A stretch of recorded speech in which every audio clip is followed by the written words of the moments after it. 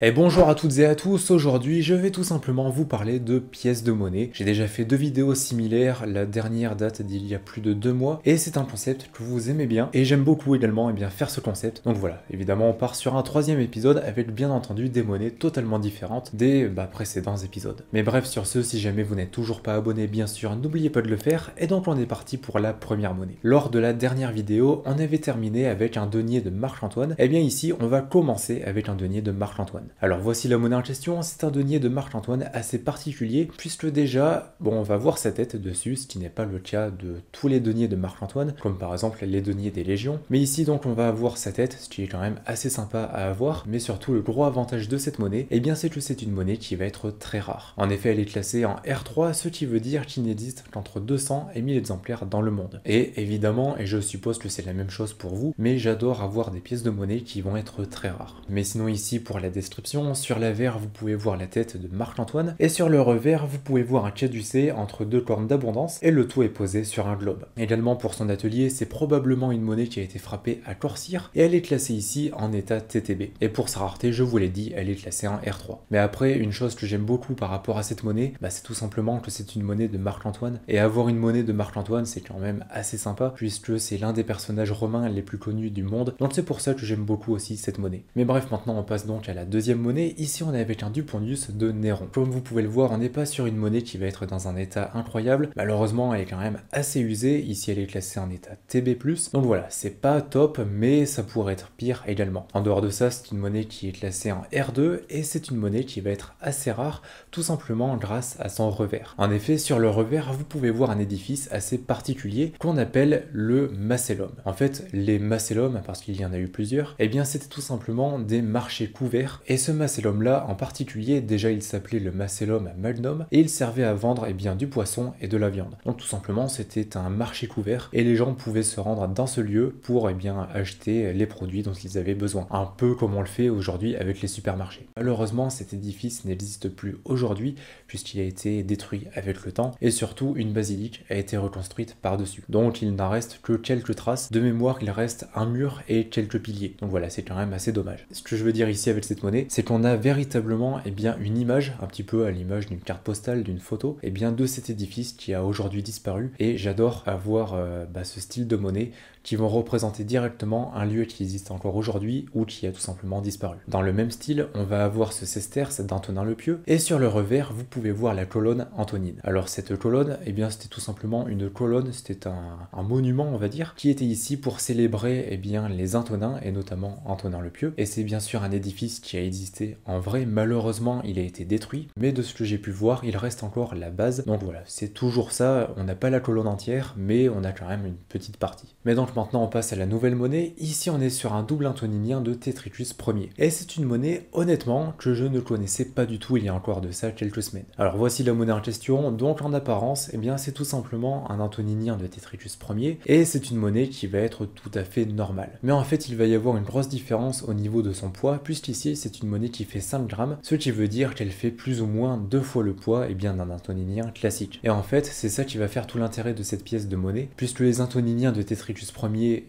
classiques, voilà ceux que l'on voit tous les jours, en soi ce sont des monnaies qui ne vont pas être très intéressantes, ou du moins on va pas y prêter trop grand intérêt. Tandis que cette monnaie, elle va quand même se différencier des autres. Donc ici après, comme j'ai pu vous le dire, c'est une monnaie tout à fait normale. Sur l'avers, vous allez avoir la tête radiée de Tetricus Ier, et sur le revers, vous pouvez voir Virtus debout, tenant une haste de la main gauche, et un bouclier posé au sol de la droite. Après, pour son état, c'est une monnaie qui est classée en état TB, et pour sa rareté, malheureusement, je ne l'ai pas trouvée, donc je ne pourrais pas vous indiquer de quel degré de rareté il s'agit, même si je suppose qu'on peut la classer en R2 ou en R3, mais voilà, dans le doute, je ne vais pas me prononcer. Mais donc c'est tout pour cette monnaie. C'est juste une monnaie que je trouve assez intéressante parce qu'on n'a pas l'habitude de la voir tous les jours, et c'est honnêtement quand même assez bizarre de voir un double antoninien, enfin du moins avant de tomber sur cette monnaie, personnellement je ne connaissais pas du tout. Maintenant pour cette nouvelle monnaie, on va quitter les monnaies romaines et on va s'intéresser aux monnaies gauloises. Alors voici la monnaie en question. Ici on dirait vraiment que c'est un tétradrachme d'Alexandre le Grand, juste on dirait qu'il est un petit peu usé, et pas du tout. En fait il s'agit d'une monnaie gauloise. En effet c'est une monnaie qui est une imitation gauloise, et c'est ici une imitation des tétradrachmes d'Alexandre III des Celtes du Danube. Donc en fait c'était le peuple, les Celtes du Danube, qui s'amusait à faire des imitations, et tout simplement ils s'inspiraient de monnaie de Reich et tout ça. Et là en l'occurrence ils se sont inspirés des monnaies d'Alexandre III le Grand pour pouvoir refaire cette monnaie. Et ça leur servait pour eux pour pouvoir faire du commerce, etc.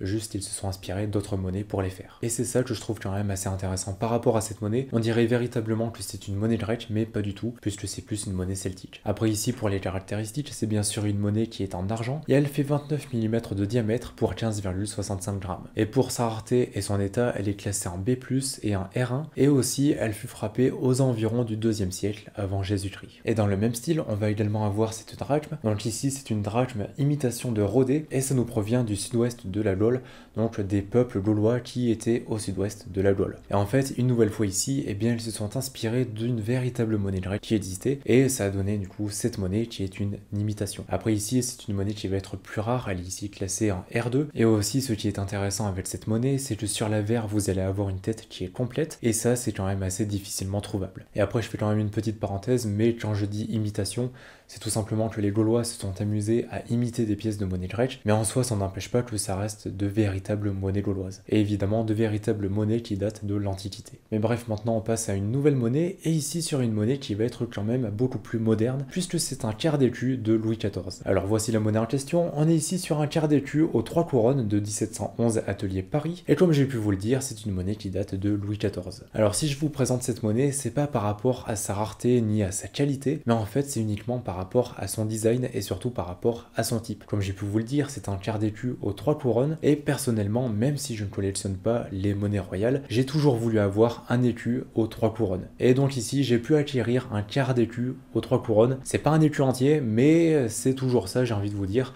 Et la prochaine fois, ce sera un écu aux 3 couronnes. Enfin bref, en tout cas, j'aime vraiment énormément le revers. On va avoir comme ça les 3 couronnes qui sont mises de manière triangulaire, et les écus de ce type sont vraiment magnifiques. Enfin bref, voilà, là je tenais juste à vous présenter ça parce que c'est une monnaie que je trouve assez jolie. Enfin en tout cas, n'hésitez pas à me dire ce que vous en pensez dans les commentaires. Et en plus de ça, c'est une monnaie qui va être un petit peu recherchée, donc c'est toujours bon à prendre en plus. Et aussi, je ne l'ai pas précisé, mais c'est une monnaie classée en TB+, et elle a été frappée à 434 000 exemplaires. Là après, quand je dis 434 000 exemplaires, c'est bien sûr la quantité frappée, mais c'est pas du tout la quantité réelle. Peut-être qu'aujourd'hui, il en reste, je sais pas, 50, 60 000. Là après, c'est vraiment un exemple, bien sûr. Mais donc voilà, je termine avec cette monnaie, il n'y avait pas grand chose d'autre à dire à son sujet, mais donc vous, n'hésitez pas à me dire dans les commentaires, une nouvelle fois, quelle monnaie vous aimez, et pourquoi vous les aimez, en sachant bien sûr, et comme j'ai pu le faire tout au long de cette vidéo, mais que ça peut être pour des raisons tout à fait bêtes, entre guillemets bien sûr, enfin voilà, ça peut être vraiment pour des raisons tout à fait simples. Donc voilà, vraiment n'hésitez pas à me dire ça dans les commentaires. Aussi je vous le rappelle, mais vous retrouverez dans la description le lien vers mon site internet empiredesmonnaies.fr. Dessus des centaines de monnaies sont disponibles, vous avez des romaines, des féodales, des grecques, des royales, etc. La plupart des monnaies que j'ai montrées dans cette vidéo sont disponibles sur la boutique, donc si jamais ça vous intéresse, c'est le premier lien sous la vidéo. Également bien sûr, n'oubliez pas de liker, de vous abonner et d'activer la cloche de notification. Moi ça me soutiendra énormément et vous ça vous permettra de ne rater aucune autre vidéo. Et enfin, si vous êtes encore là, déjà merci beaucoup, et puis marquez pièce de monnaie dans les commentaires. D'ici là, je vous souhaite une bonne journée ou une bonne soirée, prenez soin de vous et de vos proches, et puis on se retrouve dans une prochaine vidéo. Allez, salut!